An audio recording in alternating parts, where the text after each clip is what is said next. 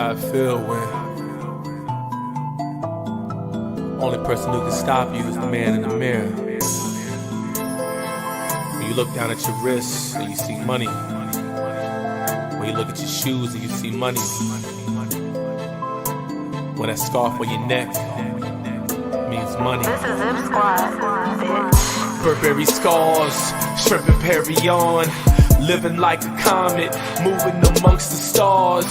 $100,000 sports cars, silk massage, menage a trois. Yes, I've been a boss. Burberry scars, shrimp and Perry on. Living like a comet, moving amongst the stars. $100,000 sports cars, silk massage, menage a trois. Yes, ladies and gentlemen on YouTube, and for the first time ever on Twitch, welcome to Top Rope Wrestling Talk. Shout out to Devin and David, all the people in the live chat already. Shout out to Twitch. After that dope countdown music and shells, I am ready to ride. Yes. Speaking of rides, unfortunately, Grandma Wendy got stuck somewhere near Delaware on the way back from a family event, and she's not going to be able to make it tonight. Wendy. Not her fault. Not her fault. No, we will not miss her fault. Yes. So this Definitely literally will be does missed. become a two-man power trip. And in case you're watching us for the first time, yes, folks, the person that's running his mouth basically is me. Yes, me, not DDP, but the greatest prediction champ in wrestling podcast history. I am your producer, your soundboard by God extraordinaire, the jack of all trades, the master of absolutely none, the one, the only, the South Philly Psycho, D.O.M.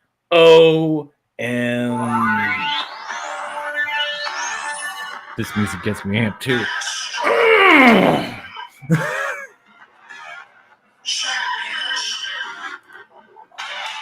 What's happening, broadcast? Shout out to YouTube, Justin. Nick, my man, let's fucking go. Where's my cheese grater? And no episode of Top Rope feels complete without the founder of Top Rope Wrestling Talk. I got it right, even though I'm on the opposite side. Me. If you don't know this man, he is the man, the myth, the one with the majestic beard and the Burberry scarf, the biggest MJF mark you will ever meet, the salt of the earth of podcasting, and high class one, Bruce.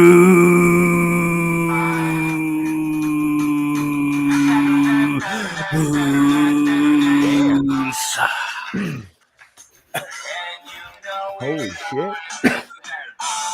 I'm a smoker. I shouldn't do that. No, you definitely should not. Yes, I am. And he knows it. Yes, I do. See, we got it right this week, Dom. We got it right this We're week. improving. We're learning. We I are didn't even put us on screen between the countdown and the intro this time. I wised up. Yeah, there you go. Look at that. See, we're good. Yeah, so there was some. I don't know. For me, this week wasn't like a huge, like, newsworthy week of wrestling. Were there good matches and good segments? Absolutely. Yeah. But I mean, we've had some pretty interesting weeks these past few weeks. You know, one of the things that's been going around on the Twitter machine is everyone's speculation on Alexa Bliss.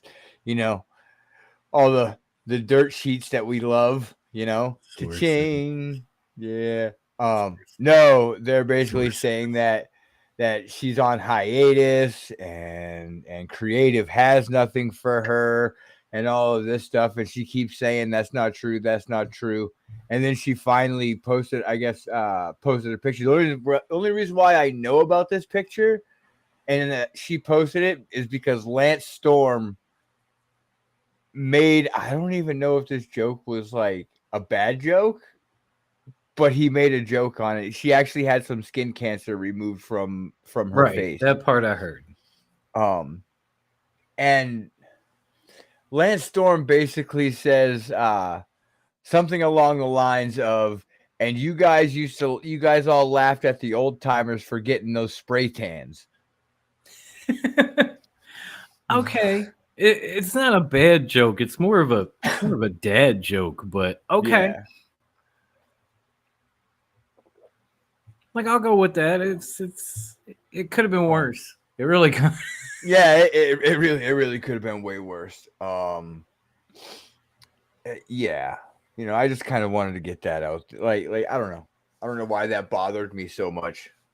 The part that bothered me so much about it was before the picture came out, before she said anything, the sources were saying that she kind of had a walkout, kind of like me and Sasha Mercedes, whatever you want to call her. And Naomi has since announced that she's done with WWE. So there is that too. But she Alexa staged a walkout. She's going elsewhere. Well, maybe she'll end up in New Japan. Well, maybe she's going to No. Well, she has ties to Impact.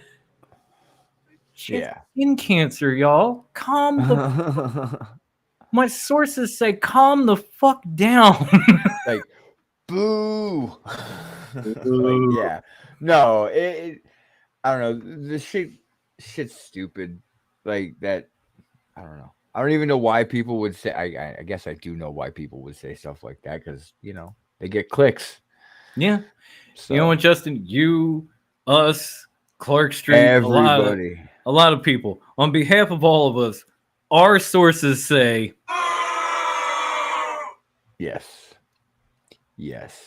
So let's move on to CM Punk. Some CM Punk news. I'm sure you saw the quote that he sent out on his Instagram. I think it was. Honestly, I unfollowed Phil. Well, okay. Well, I actually, man. No, it's all good. Like, I didn't even it was shared by other wrestlers. That's how I knew it was legit. Like, I didn't see it. So, good old Phil. Oh boy. Goes on and he says, "Sigh, I wasn't cleared to come back to wrestle yet. Then plan was to wrestle at the pay-per-view. I sat and listened to Moxley's Rocky 3 idea. I explained how I had never seen a Rocky movie. And I thought the idea sucked, but if the boss wanted to do it, whatever. He said he wouldn't lose to me." Okay, talking about Moxley. "I never experienced someone refusing to lose to me. I just laughed. I asked Tony if this was what he wanted. He said yes. He's the boss. So I said, okay, but I'd need to be cleared first. They kept saying it could just be a squash, so I don't need to be cleared. I scoffed at that.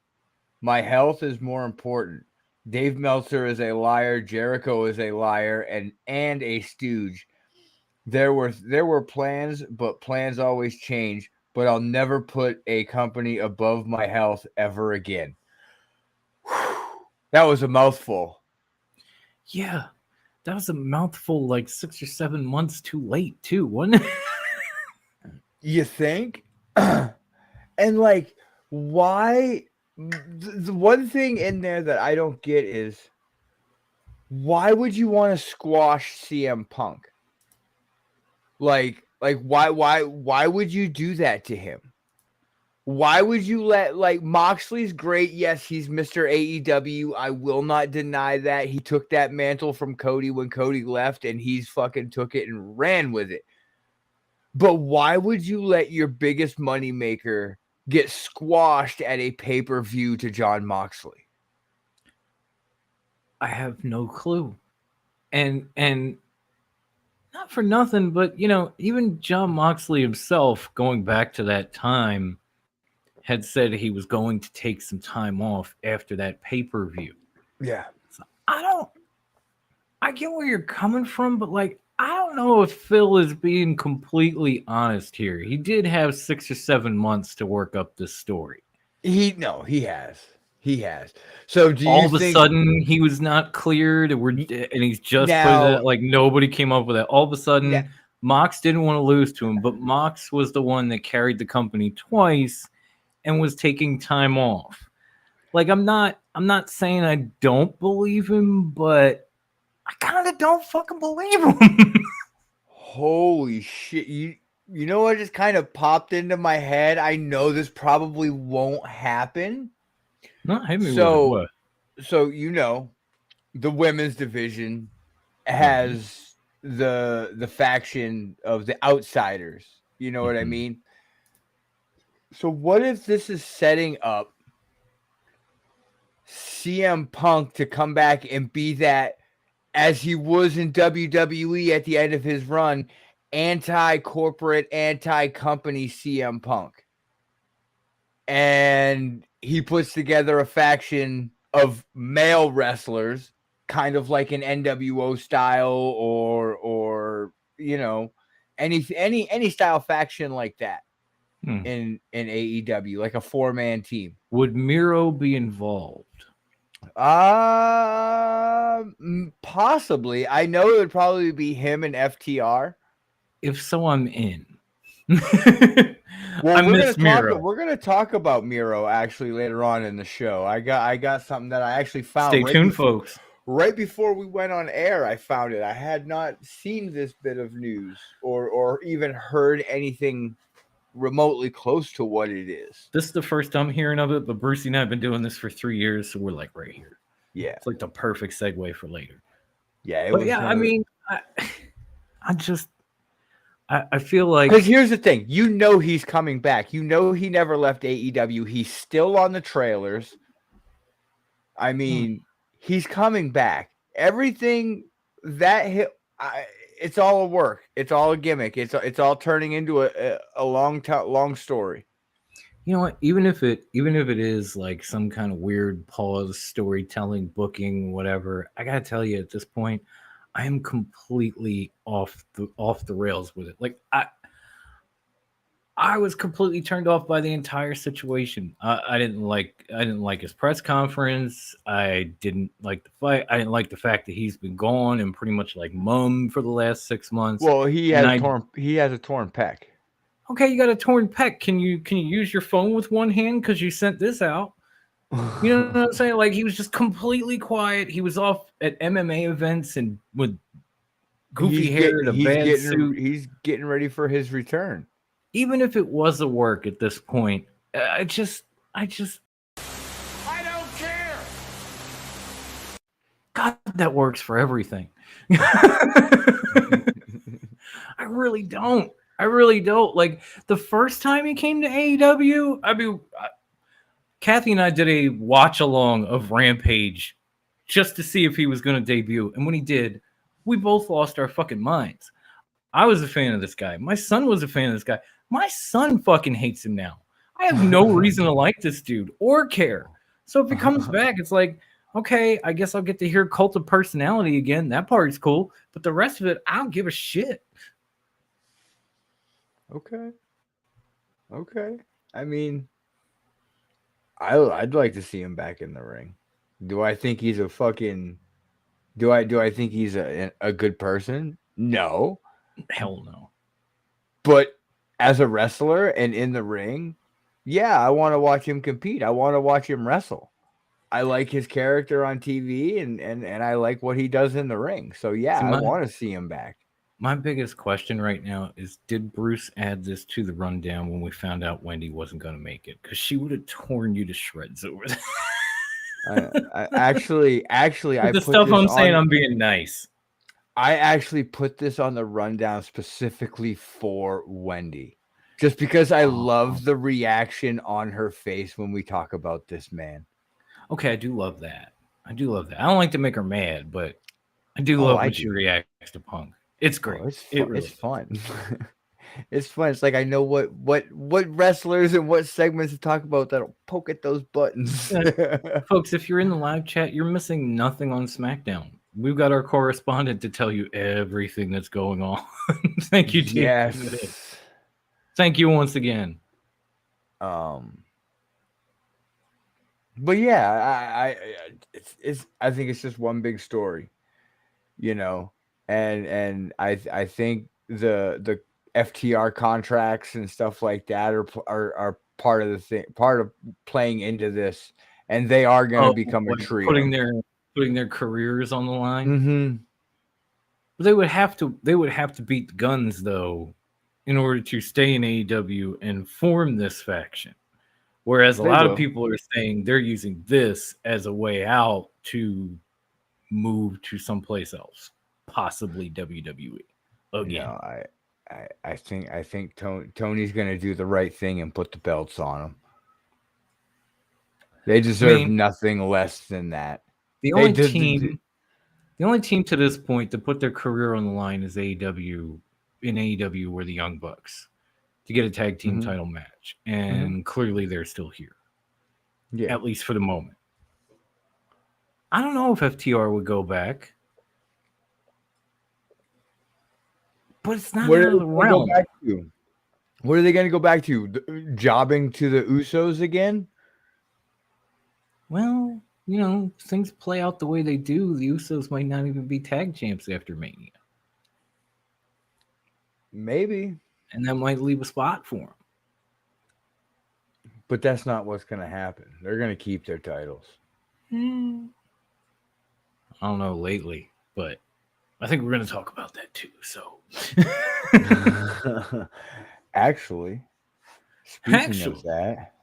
Speaking of that, segue right into the Sami and KO hug of last week. Right. The hug scene round the world. What do you want to talk? What was your take out of this? What was your take from this? Okay, so obviously because we both had our theories. Yeah. I had to go back and watch this because if you were here for last week's episode, as I was signing off, we got a message in the chat saying that these two hugged. And I went, oh, holy shit, breaking news. Stay fresh cheese bags, and we signed out. I went back and watched, and yeah, I mean, face value, again, everything looks like it's on the up and up. Like, Kev finally, gave in after Sami has been bailing him out and browbeating him in the back and trying to tell him he's a changed man. But you know what? Again, if you've watched, I've had this theory that Sami is just pulling a Kaiser Soze all along, right?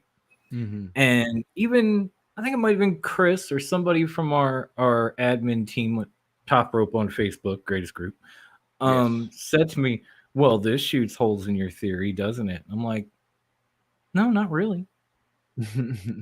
If you think about it, the two biggest problems outside of Sami that the Bloodline have are Kevin Owens and Cody Rhodes. Sami Zayn is now tight and in the ear and in the mind of both of them. So if he's doing this on behalf of the tribal chief, what better way to keep the Bloodline on top with gold than to make everybody believe that Sami has left and he's turned a new leaf and he's all these things where come WrestleMania, psych, and now you're screwed. Like no title, Sami and KO, because Sami cost KO. No belt for Cody because Sami and the Usos get involved.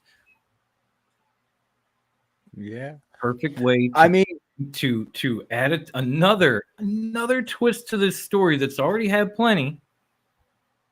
Keep people interested, keep these guys on top, and give the man without a name a chance to get to 1,000 days before Cody possibly sneaks back in and takes those titles. Yeah. So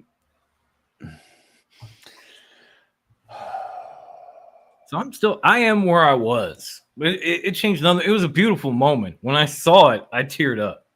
That's why, this episode is called Two-Man Power Trip with a question mark, and there they are. It's not just because you have a two-man power trip on screen. Of course, I want Sammy and KO to be back together, but let's think for a minute. How many times from ROH till today has one screwed the other over? Yeah.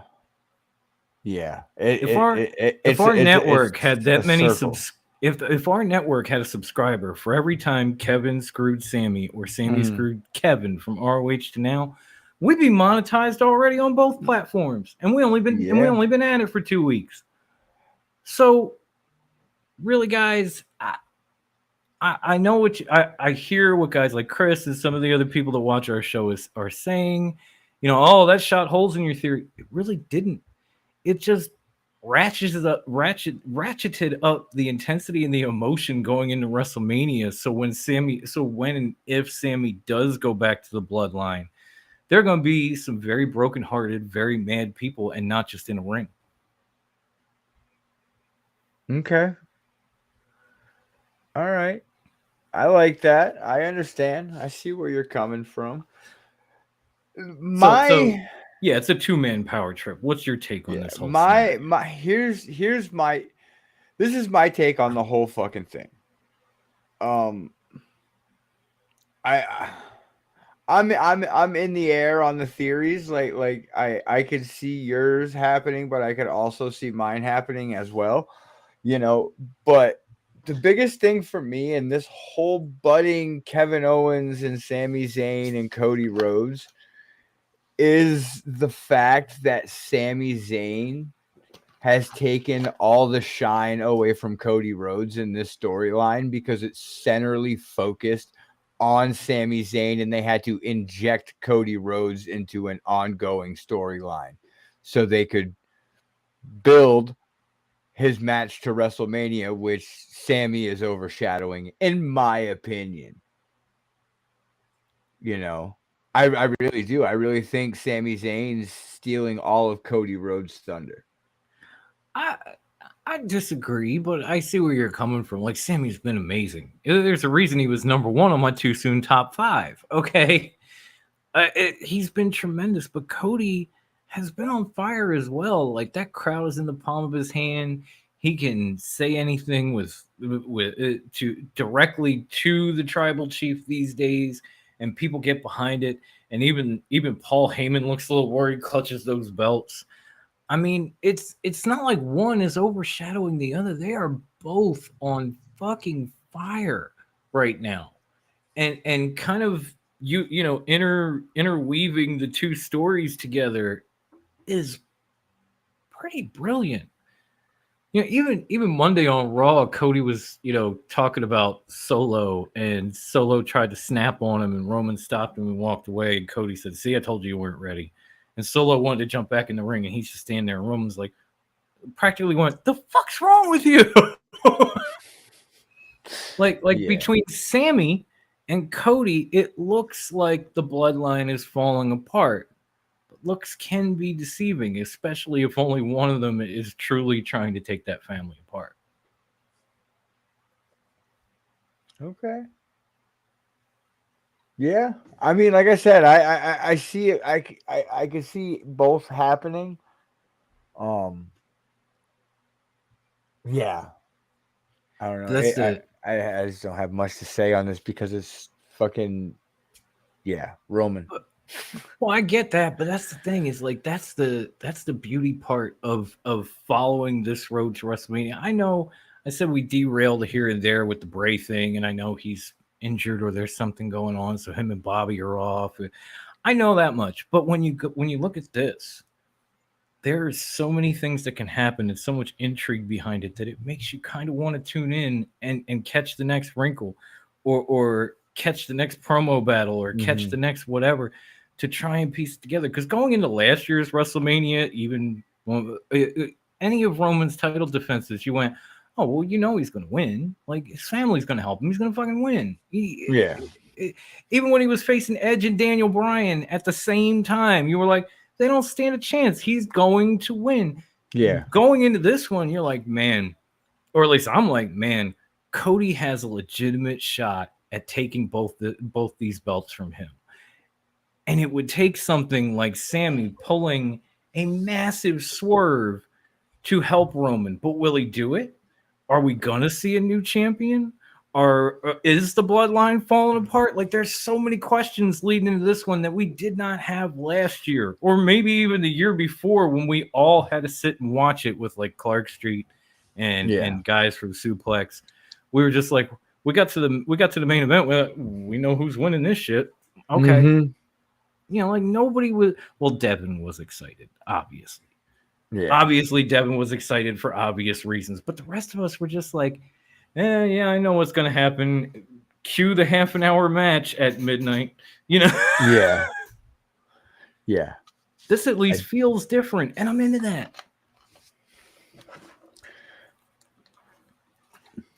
I don't know. And last but not least, hi, Brian. What's happening, homie? We love you. I just feel like Cody's going over. Like, there's no if, and, or but about it. Wait. Let me just scroll up. Is Devin in the chat? I don't see him. Oh, please let Cody go over. Oh, please let Cody go over. I love the man. I defended the man. It would be total vindication for him and me. At one point, I was calling myself the American Nightmare of podcasting because it was pissing other people off. That's how much I love Cody Rhodes. So if you want to let him take both those belts in a Mania main event with all the pyro in Hollywood and him crying and everything else, I'm gonna jump out of my fucking seat. I'm gonna love every fucking second of it. I'm gonna show up here exclusively on the Bloodline Network April 7th, and I am going to gloat so fucking hard if it happens. So fucking hard. You think Devin's good? Wait till you hear me. You think Brucey's good? Wait till you hear me. Yeah. So let's talk about another great champion. Actually, I can't even say that because the first champion we were talking about isn't even that great. We didn't talk about MJF. Burn! Forgot we weren't talking about MJF. See what I mean, folks? I'm just biding my time till April 7th. I really am.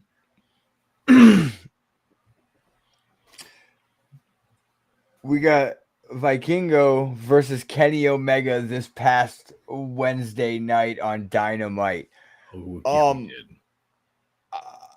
I just want to say I have not seen a Meltzer rating on this match. I have seen wrestling fan ratings, and I've seen nothing less, than 6 stars on the Twitter machine. And for once, Twitter's not wrong.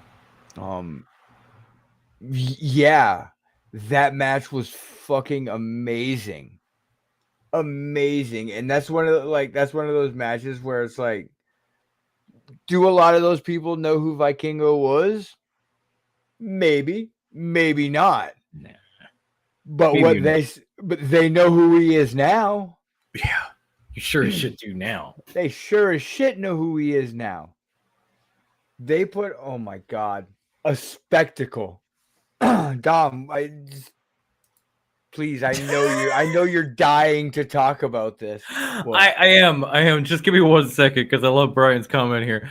Oh god, between Psycho calling himself the American Nightmare and Bruce being the hype man for MJF, the two egos wouldn't even fit in the damn solar system. That's happened before on this show. Go back and but when it came to this match, oh my god, just all of it. I was freaking out. I was loving every moment of it. At one point when we were talking about Vikingo, called him the Seth Rollins of Mexico. Yes, because he can do it all and he can get it all over. He went out in that ring with Kenny Omega, and he proved every last word I said about him. Mm-hmm. And Kenny, who really hasn't had a singles match since his comeback, looked like the guy who was PWI #1 before he left. The guy that had to give up that title, as Justin Roberts was saying, that Vikingo was holding due to injuries after one of the longest reigning mega championship reigns. Yeah. After one of the longest reigns in history. There. That took a bit. It was brutal. It was technical. It was high flying. It was slightly hardcore. That match belonged on a pay-per-view. And we got it for free on a Wednesday night. The thing that I was surprised about is that AAA let Vikingo be shown on television in America, because he did I think it was a GCW show or somewhere else, and AAA blocked him from showing his match on their show. So basically, they recorded the show, blanked the match out, and cut the tape. Right? It's been 50-50 because they wouldn't allow him to show that. But then he did have a match on Impact. Now, this was about a year or two ago that they actually did air. Mm-hmm. So it's weird. I don't know. Maybe because Tony helps out with AAA or something. Or since he lent them Kenny for so long, they were like, all right, we'll give you a match. Maybe they finally did want people to see what this guy was all about. Mm-hmm. And it's a lot, let's be honest, it's a lot easier to let him go out and have a match in America when it's going to be on national TV and the champion of your promotion is going to get the opportunity to show out in front of God knows how many hundreds of thousands of people, and a lot of which, as you said, probably didn't even know who the fuck he was. Mm-hmm. And those people probably went and started looking up AAA matches of Vikingo to get more of an idea of him. And now you have a whole new fan base. Yep. So, while AEW isn't mainstream, it is the most mainstream company outside of the E. And so, maybe Conan's like, yeah, sure, go ahead. Why not? Yeah. Can't blame him. I would be surprised if we didn't send some other guys over there just to get them on TV, just to get them in one of those matches to show people, like, this is what we got down here. You need to pay attention. Like, Triple Mania is coming. You need to buy this. Absolutely. They probably, and that's probably what it was. They're probably going to have the rematch at Triple Mania for the title. That's gonna be the payback to AAA, is Kenny's gonna go to Mexico and get it and have the rematch. And that's a prediction, not a spoiler. Okay, we don't have any sources. Brucey just came up with that. I just dropped my knowledge, and it wouldn't surprise me at all if that's exactly how it worked out. Like Tony told him, okay, you put him in a match on Dynamite. I'll let Kenny go to Triple Mania and have the rematch. Yeah. Cool. Deal. Okay, let's do it. Yeah. So there was a spot in this match that happened that I'm sure about everybody cringed when they saw it. So Vikingo did, what was it? A 450 is what he did? 630. A 630. It's over the extra rotation. Yes. he did a 630 over the ropes through onto Kenny through a table, but in the process, the back of his head hit the ring apron. Right. Oh, the hardest part of the ring too, Wendy. If you're right on the hardest part of the ring. Yes. And our great admin Chris brought a tweet to our attention from Crowbar. Yes, the same Crowbar that was a wrestler in WCW and other places. Yes. Got an interview on the Rewind Network. That guy.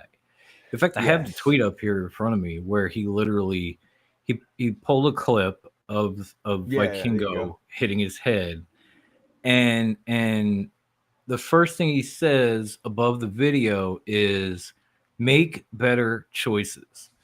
Today's wrestlers are without question the most athletically gifted generation of wrestlers ever.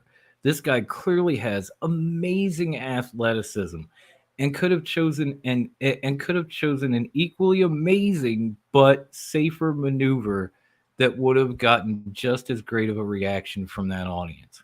Accidents will always happen, but choices like this increase the likelihood of an accident. And then Chris had asked us, does he have a point? Well, I mean, yeah, it's a great point, but I don't know. They just like they take those risks. But here's the thing: like he says that, but how many times do you think he's done that move in his career, and how many times do you think he's fucked that move up? I don't think he's Probably ever done only a couple. I don't think he's ever tried it. I'll be honest. And you know what? As much as I think he has a point, he says it himself in the tweet he put out. Accidents happen. Yes. He didn't even need to pick a safer move. You know what he needed to do? He needed to pull that table out a little bit. Or he needed to get a little bit more of an arc over the top rope. It was an absolute accident. This man has pulled this move off in AAA. I've seen it and come away scot-free. Maybe he was a little geeked up because he's on national television in America. Maybe he's a little geeked up because he's in the ring with a guy who was PWI's #1 before he got hurt. Maybe it was both. But as he says in that tweet, accidents happen. So I think he's got a point, but I think he's got a point when he said those two words. There's no such thing as a safer tope over the top rope through a table. There is no such. What was he gonna do? Was he gonna do a leg drop and then maybe he breaks his tailbone landing on the concrete? Right?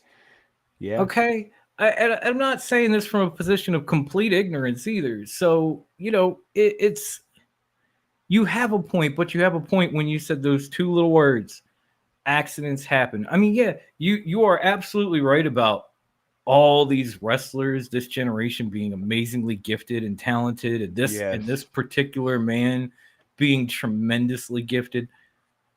But there is not one other move over the top rope to the floor through a table that can't end with an accident happening. Not one. Yeah. So I would say at this moment in time a casual wrestling fan that is a close personal friend of both of me and Dom. That's our boy Vito. He messaged me today. Speaking of boys, what's up, D-Man? I just want to. He goes. I owe you the deepest of apologies. I'm like, what the fuck, bro? He's like, you knew AEW was that fire. I said, you damn right I did. He was hating. He was hating hard. And here's the thing, this match that we were just talking about, Kenny Omega and Vikingo, is what made him realize how great the wrestling actually is in AEW. Yeah. And I don't think while he was watching that match and he saw Vikingo come over the top with the 630, he thought, wow, he should have picked a safer move. Yeah, no, he didn't think that at all. He did not think that. Nothing against Crowbar. I like the guy, but wasn't he like in the hardcore division in WCW? I know it's not exactly ECW, but it was still like they did some crazy shit. He did some crazy shit. Yeah. You mean to tell me you actually thought like what was going to be safe before you let somebody bludgeon you with something? Like, wait, did you swab that with alcohol? I could get an infection. Like, nobody does that shit. Come on. I got the blade marks to prove it. Okay, homie? Stop. Boo-boo, stop. I love you, but stop. That's some bullshit. I mean, D-Man, you just said what's up. Did you see Vikingo versus Kenny Omega and Vikingo with the 630 hit his head? Did you think he should have picked a safer move? I don't. No. I don't. That crowd went crazy. I went crazy. It took till That- after the fact for me to realize he even hit his head, and even then I was like, "Oh man, I hope he's okay." But that shit was awesome, you know. One of the other things that was pretty awesome about that match was Kenny Omega's entrance when the crowd did the North Carolina, and then I missed that. they did, oh, excuse me, the Kenny, and then they did the man, like they did the whole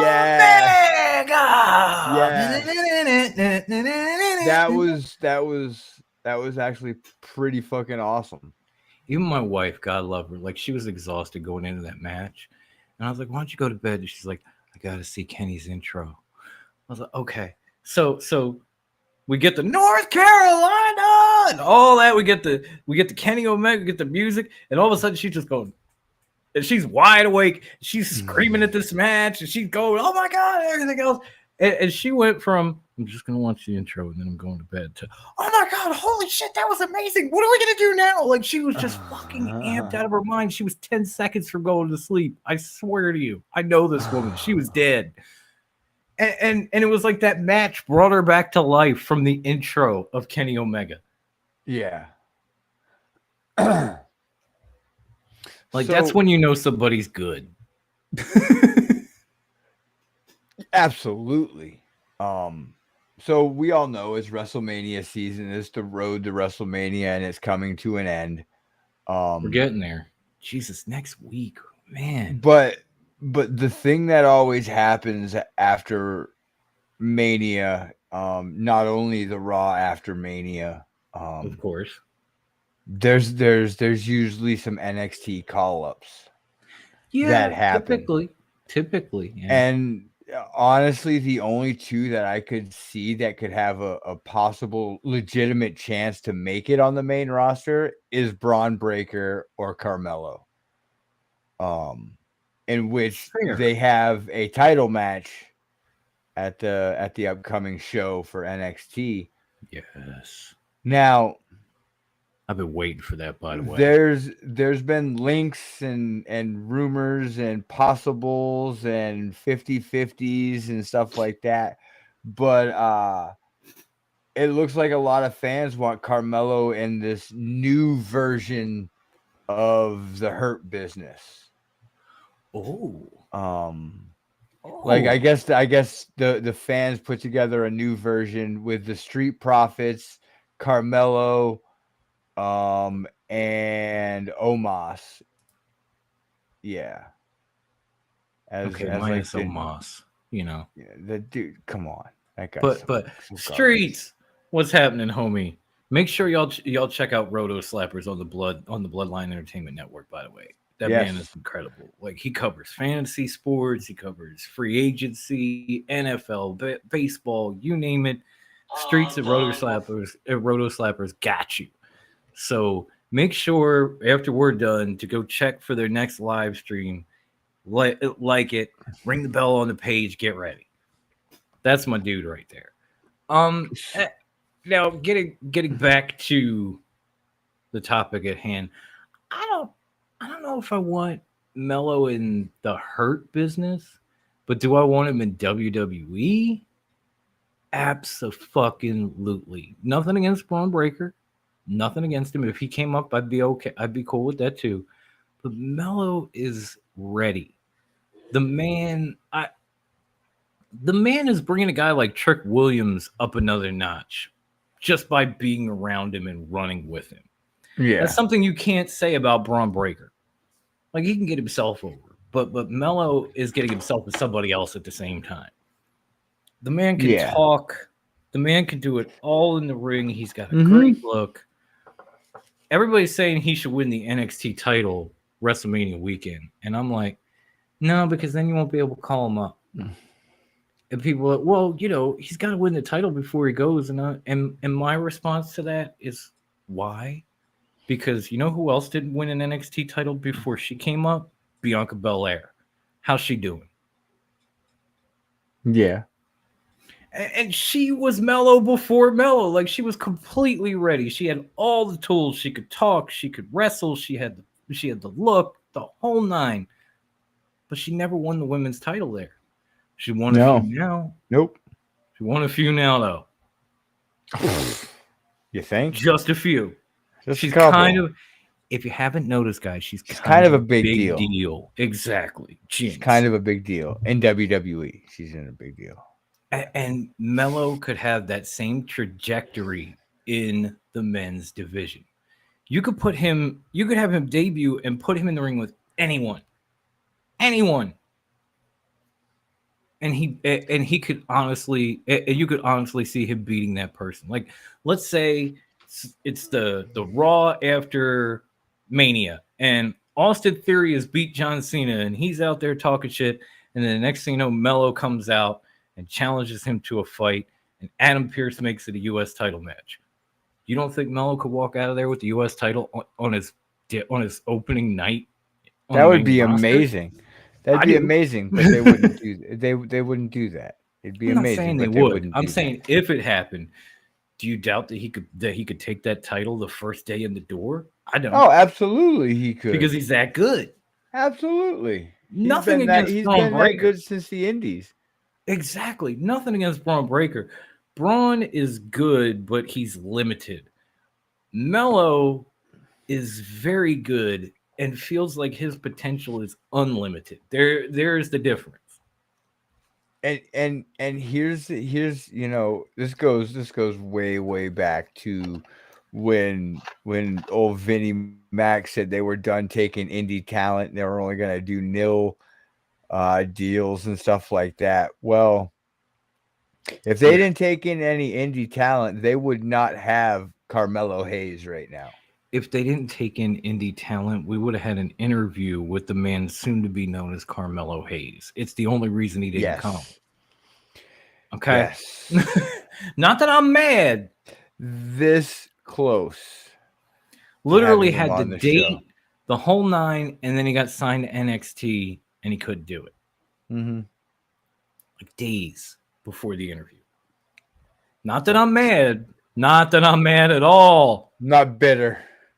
Just a little bit. But yeah. I'm happy for him because look at what he's done. Exactly. Oh, man. These things are freaking horrible. Can't see shit through them. But yeah, I don't know. Like I look at the two. I look at Braun Breaker and I look at Carmelo. They're both ready for the main roster. Okay. Oh yeah. Now I look at it this way: if they bring Braun Breaker up, where does he fit in? Really nowhere. You gotta look at your roster. You've got Karrion Crosses. You've got the Bray Wyatts. You've got guys that are his build, his size, already doing what he does. Like, do you want to bring him up and risk burying or losing in the shuffle someone that you put a lot of stock in NXT? Or do you bring up, Carmelo Hayes that could fit in with a new Hurt Business? He could revive Hit Row, or he could just be a great solo wrestler, just like he is right now in NXT. Like, he would make more sense. He can fit in where they need him to, and they don't have a carbon copy of him running around already on the main roster. That's how I look at it. They're both main roster ready. Yeah, that's fair. That's fair enough. I was thinking something along the same lines. Like when I think about Braun Breaker, there's some guys like if he's coming up and I already mentioned like Melo stepping to Austin Theory. Could you imagine like Braun Breaker versus say, oh God, what's his name? Christ, Bronson Reed. So Braun could really show off his power, like maybe pick this guy up and throw him around a little bit, hit a couple of suplexes, because Bronson can do it. He's athletic as hell for his size. It would be a tremendous attraction match, but then where do you go with him afterwards? Do you then say like, you and Gunther for the Intercontinental title? Because I want that to be Pete Dunne. We talked about that last week. Yeah, So but that kind of leaves him out. Or do you go you versus Austin Theory, like I brought up with Mello, U.S. title? Yeah. Like, okay, but yeah, it's like meh. But with Mello, it just feels like your options are a little bit more available. I don't know. I don't know how to put it. It just feels like there are more options with this man than there are with Braun. Like you can bring him up, Yeah. but then what do you do with him? You're not gonna say, okay, you and Cody Rhodes next week, Yeah. or you and Roman. You know, you're not gonna say you and Bobby Lashley. You know, Yeah. I just it just. Although I guess he is Bobby's available for Mania. I guess they could do that, but he's got to fight the day before, so that's kind of or the afternoon before, so that's kind of fucked up. I That's all just good. don't know. I love Braun. I think he's come a long way in a short time, like Mello in a way, but I don't know what to do with. I don't know what to do with him on the main roster. I don't know what they do with him. Where he wouldn't just get, like you said, lost in the shuffle or doomed to the mid card, or something that a lot of NXT call ups have been subjected to The since the days of curse. Black and Gold. Yeah. I mean, look at Karrion Kross. He, when you look at him, you think, man, this guy should be dominating, and he's losing Meh. to Rey Mysterio. Yeah, he's meh. Like I don't know. I don't get it. Like, is this better than his first go around on the main roster? No, Absolutely, hell no. but Oh yeah. well, yes, because there was no demolition gear and Yeah. all that shit. But at the same time, he's kind of just there. Yeah. And I don't want that fate for Braun Breaker, but I don't think that fate. They put too much stock into him. I don't think Mello could possibly end up in that spot, but Braun could. Mm-hmm.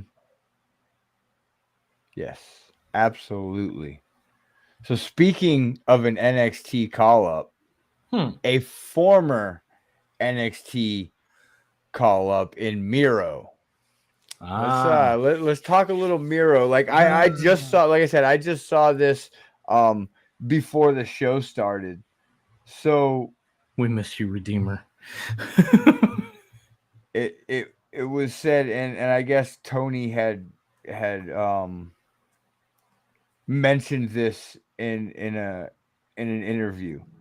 Okay. So Tony Khan had pitched an idea to Miro in September for Full Gear to work with Adam Page.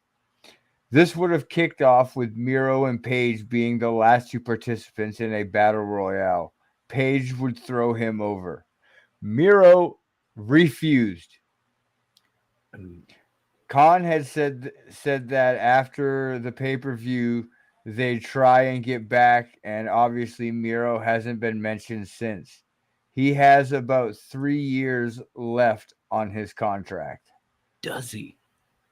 Yeah. Wow. So is he really gonna? So this was 6 But months ago. here's the thing.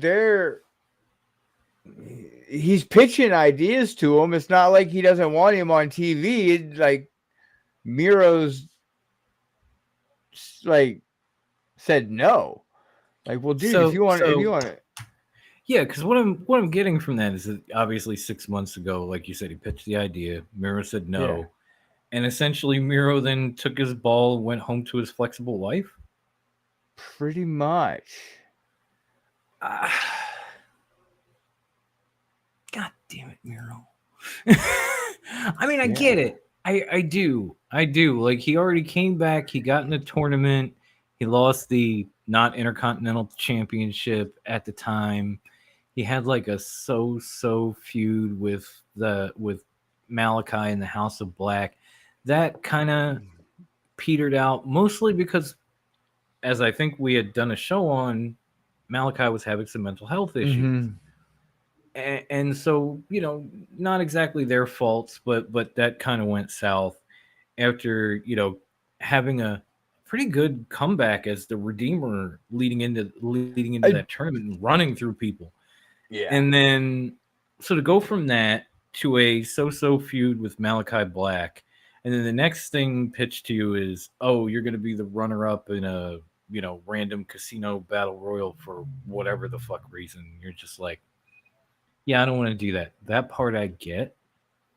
What I don't get is turning around and going home for 6 months, and then what's next for you? Are you just going to sit home till 2026? But like, here's the thing: that was the beginning of a long running feud with Hangman. So here's the thing: basically, what they're saying is, instead of it being Hangman and Moxley, it would have been Hangman and Miro. Ah, okay. Okay, that makes sense. You And know, I mean, could they have had a feud on the level of like Hangman hell and yeah, they Mox? could have. Hell Yeah. yeah. Yeah, I think they could have. I really do. I mean, Miro, when he was there, had some damn good matches and some damn good feuds with some people. And Mhm. so I think he and Hangman could have lived up to everything that Hangman and Moxley have put out there. Yes. I mean, sure, it gets their respective factions involved and it gets maybe the elite back together, but who And they're knows at this working on point? that right now. Well, they are, except the elite keep going to the hospital, Yeah. Yeah. The Gee, I Bucks. wonder who's doing that. Right? I wonder. I wonder. Dun, dun, You know dun. what? The only question I have from all of that is Don Callis involved somehow? Why would he be involved? I don't know, but it felt that way on Wednesday. Like when the Bucks were going to the hospital, he basically just went, fuck them. And then he kind of distracted Kenny when the Blackpool Combat Club came down. And then Hangman got himself involved and saved Kenny Omega from the beating he was Yeah. taking. And then Uh-huh. Don did that whole fake fall. Oh, he hurt me, Kenny. He hurt me, to like get in between those two. So either from that, my thoughts were either Don is somehow involved with the Combat Club, or Don is trying to rip Kenny Omega from the Elite because he wants him to focus on being the best bout machine again. I honestly feel like Don Callis is going to take over the lead man, the point man for the Blackpool Combat Club. That's why he's recruiting Takeshita. Okay, Because so it's not just me. Takeshita is going to join the Blackpool Combat Club before Don Callis. Yeah, it just felt like there might be something between he and the Combat Club, and I'm glad you said that because again, sometimes I'm a psycho. I don't know. Maybe I'm just thinking these things or I'm seeing things. It's happened before. But it really felt like somehow, some way, Don was involved in all of this shit with the Elite, and it might have been in coercion with the Combat Club. And then he has been whining and dining Takeshita. And if you don't want Kenny in the Elite, why would you want to bring somebody else to the Elite? Mm-hmm. All of that only makes sense if you're working with the Combat Club. Yep. Yeah. That is... Damn, we're good. We're good. I should change my name to little less of a South Philly psycho, at least for tonight.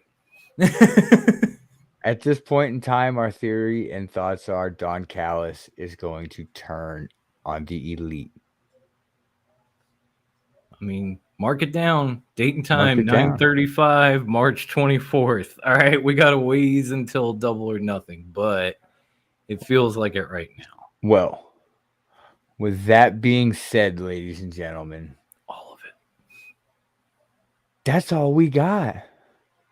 Yeah. It's probably going to give me... That's a show. It's probably going to take me 20 minutes to do mine and Wendy's part anyway, so we might as well wrap this up. Right? Right? Amen. So, there's two places on Facebook that you can find us at this moment in time. You can find us at Top Rope Wrestling Talk. That is our group. That is where we have our fun. We post gifts. We have questions. We have threads. We have forums. Grandma Wendy has her music league that she has put together, which is actually really fun. I'm a part of it. I actually have fun enjoying it and Oh yeah, it's good listening shit. to everyone's playlist. So it's kind of cool. You still have time to join, by the way. If you haven't, find it, join it. Top Rope Wrestling Talk. Then Facebook. yes, Facebook. Then the other place you can find us is at Rewind Wrestling Network. That's the page. That's where you can find our clips of our show. And you can find their show, which is a really good show, Rewind Oh, Wrestling. absolutely. And then you can find us on the Twitterverse at Top Rope WT. Yes, go on there. Follow family. They are on there. You can see them everywhere on our feed and our thread. And then you can also find us at Dom's personally signed, sealed, delivered Instagram handle that he created. You can even see his name is on the site. Because I run it. He made it. It's Run it. at top_rope_wrestling_talk. Yes, that is it. Thank you, boy Dom. He created it. It's his page. 3-time award winner for worst Instagram handle ever. And you know what, people? We actually have talked about changing it, but we can't now. No, We can't. it's This is the longest running rib in podcast history. It's won us a trifecta of awards. I can't change it now. I don't even think Instagram will let me. They'll be like, no, sir. Mm-mm. Too much clout. You got to keep it. Okay, cool. All right, thanks, Dom. Instagram. All right, Sorry. Dom. Hit us Now with I got my everything. long Hit us joke. with everything else that you Okay. got for us.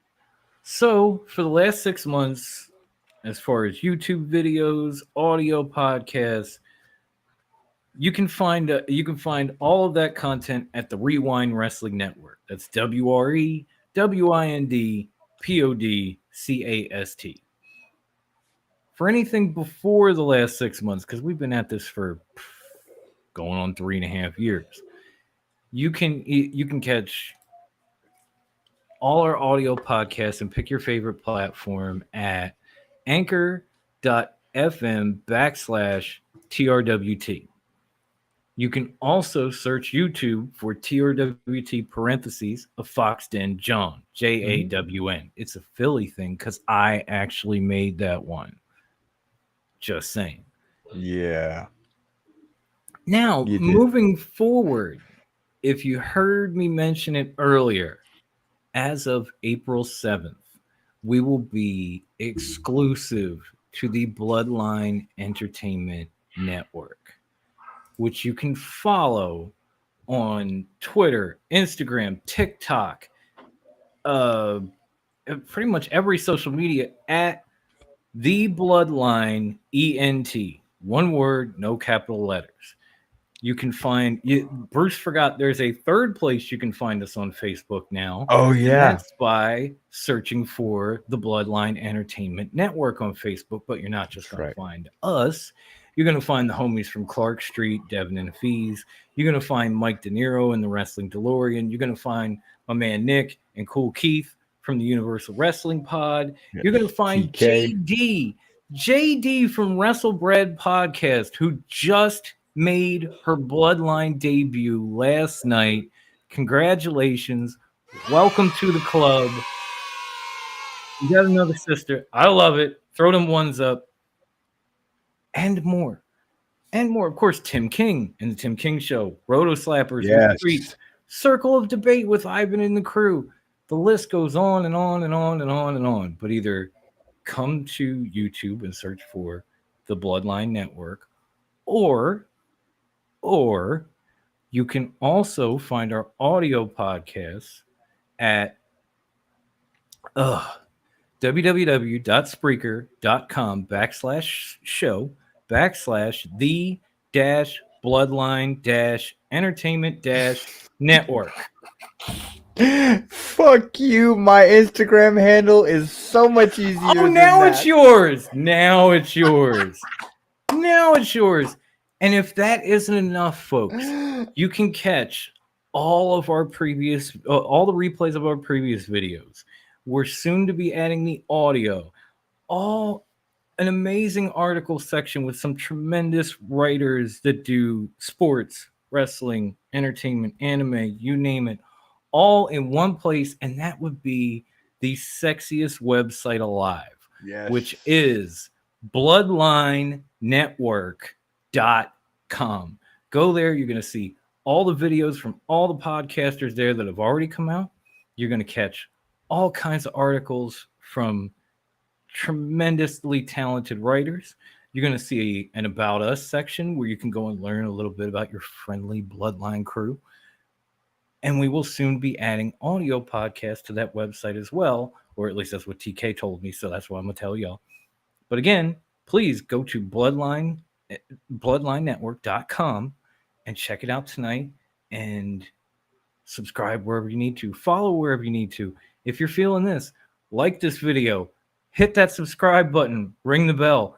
If you're feeling us on Twitch, hit that follow because we just started this shit. We need all the followers we can get. So hit that follow. Yes. Eventually, we will have a way for you to subscribe to that too. And last but not least, if you've been riding with us from day one or you're just joining us now, I thank you anyway. And I encourage you to go buy some goddamn merch because I want to get to WrestleMania 40. Okay? You do that by going to trwtmerch.threadless.com. Once you do that, our logos are going to pop up. I'm adding a few more in the coming weeks. If you click those logos, you will see a vast amount of options that logo comes on. Everything from tumblers and coffee mugs to beach towels, throw blankets to full bedspreads, pillows, shower curtains, bath mats, hoodies, onesies, t-shirts, slip-on shoes, leggings, the list goes on and on and on. But go to trwtmerch.threadless.com to check it all out and get yours today. Yes. Whew, I'm sweating from all that. Wendy needs to come back. Right?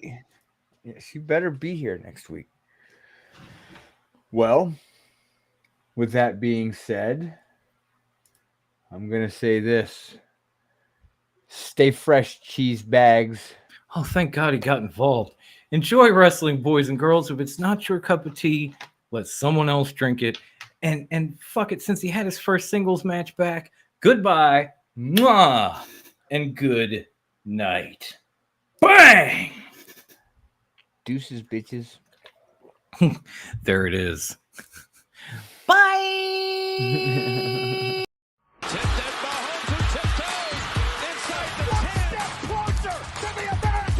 Think about how hard you can get hit and keep moving forward.